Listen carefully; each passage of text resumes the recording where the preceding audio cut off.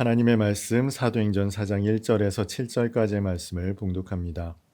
사도들이 백성에게 말할 때 제사장들과 성전 맡은 자와 사두개인들이 이르러 예수 안에 죽은 자의 부활이 있다고 백성을 가르치고 전함을 싫어하여 그들을 잡음에 날이 이미 저물었으므로 이튿날까지 가두었으나 말씀을 들은 사람 중에 믿는 자가 많으니 남자의 수가 약 5천이나 되었더라.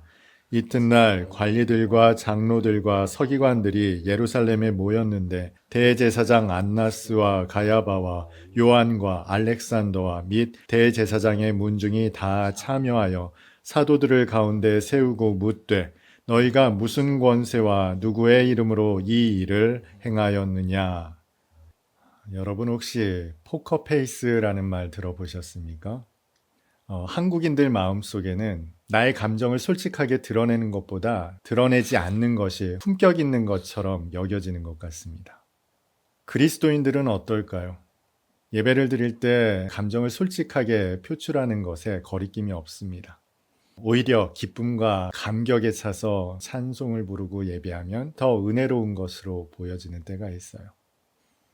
물론 이런 좋은 감정만 있는 것은 아니죠. 부정적인 감정이 있습니다. 가장 대표적인 부정적인 감정은 분노가 있겠어요. 불안이나 두려움, 이런 감정들도 우리에게 있습니다. 그런데 그리스도인에게도 분노하는 감정을 아주 솔직하게 드러내도 괜찮다라는 일종의 면죄부가 주어지는 경우가 있는 것 같아요. 어떤 명분을 앞세워서 나는 이것 때문에 화가 났습니다. 그런 경우가 있죠. 정의롭지 못한 부당한 것에 대한 불의한 것에 대한 화가 났습니다 라는 의미로 의분을 내기도 합니다. 그럴 때마다 인용되는 성경 말씀이 있어요. 요한복음 2장에 등장하는 예수님의 성전 청결 사건입니다. 상을 둘러 엎으시며 사람들을 내쫓으시면서 순한 어린 양처럼 그런 일을 행하셨을까? 아니다. 주님도 화를 내셨다 하면서 우리의 분노를 정당화하지 않습니까? 어떠세요? 저나 여러분이 그리스도인으로서 내는 화, 이것이 정당한 화일까요? 우리는 그때마다 내세우는 명분이 있어요. 질서를 이야기하고요. 경건을 이야기합니다. 정의를 이야기할 수도 있어요. 사랑을 말할 수도 있습니다. 이런 것들을 내세우면서 우리는 우리의 분노가 정당하다라고 이야기를 합니다만 과연 우리가 갖는 이 분노의 실체, 화의 실체, 혹은 부정적인 감정의 실체는 무엇일까요? 본문에 등장하는 사람들은 하나님을 섬기는 사람들이었습니다. 율법을 수호하는 자들이었어요. 그런데 어떤 하나의 사건에 대해서만은 아주 싫은 감정을 여과 없이 내비치고 있었어요. 이들을 성경은 관리들과 장로들, 대제사장 가야바와 안나스, 대제사장 문중이라고 이야기하고 있어요. 분명 이들은 경건을 내세우는 자들이었고요. 질서를 앞세운 율법을 수호하는 사람들이었습니다. 그런데 어찌된 영문인지 이 한 가지만큼은 싫어했다라고 오늘 본문이 기록하고 있습니다. 무엇을 싫어했습니까? 2절을 보겠습니다. 예수 안에 죽은 자의 부활이 있다고 백성을 가르치고 전함을 싫어하여. 이미 십자가에 달려 죽은 이 예수라는 자 안에 죽은 자의 부활이 있다고 이 전하는 사람들, 전하는 메시지가 몹시 싫었다고 오늘 본문이 기록하고 있죠.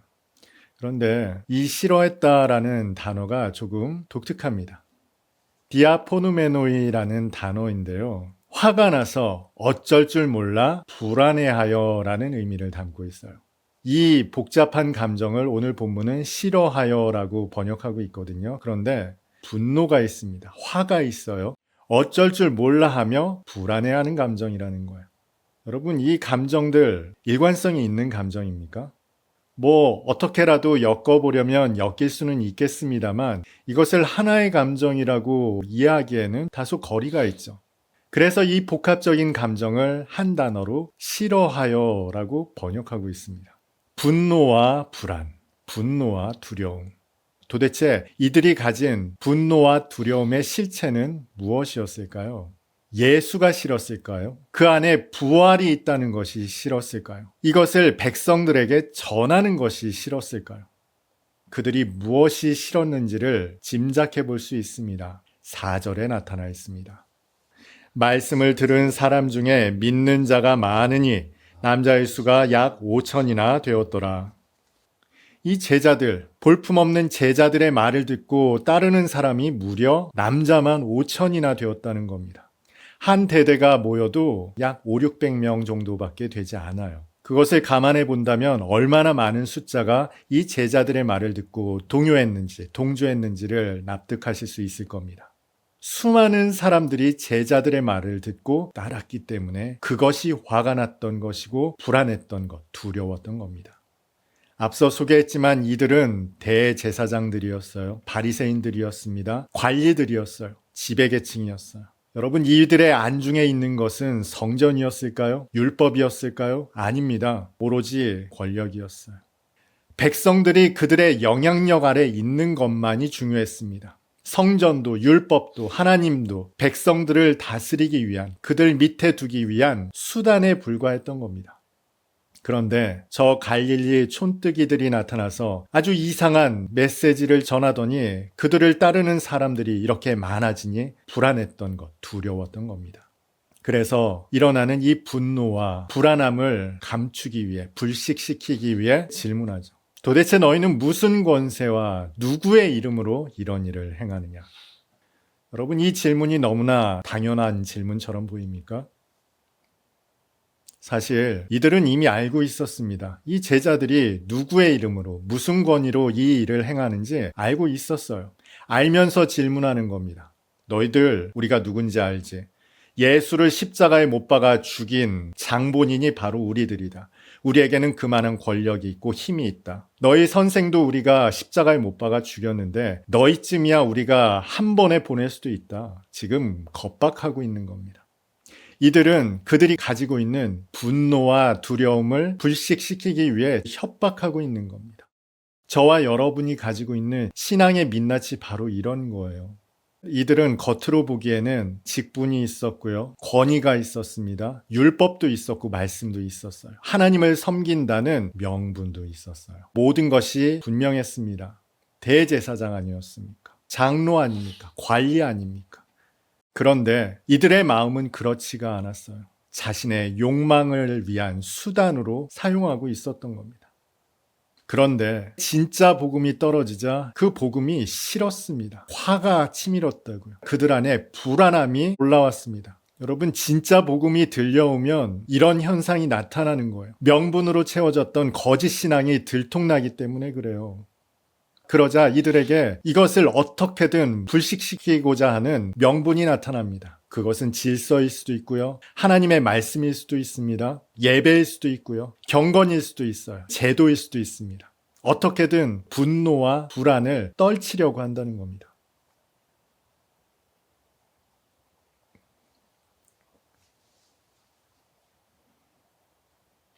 내가 지금 신앙 앞에 서 있는지 아니면 명분만을 내세우는 신앙생활하고 있는지 그러면 도대체 어떻게 알 수 있을까요?